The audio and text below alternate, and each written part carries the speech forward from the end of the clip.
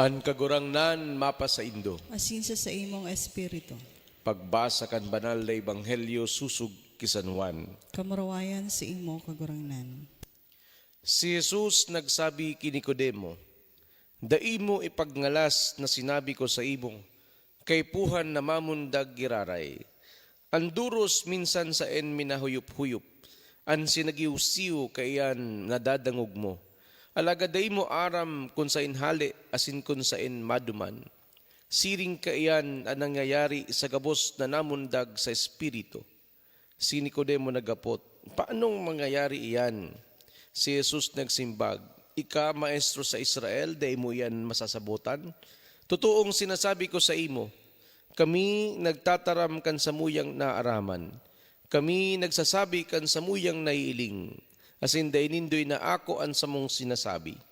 Day ka mo minatubod, kung ako nagtataram sa indo dapit kan mga bagay digdi sa kinaban.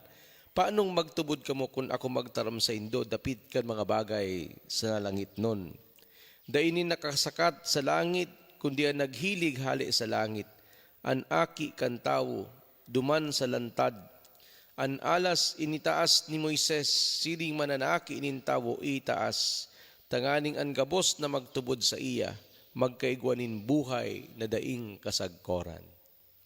Maray na bareta kan kagurangnan. Pag-umaw sa imo, Kristo.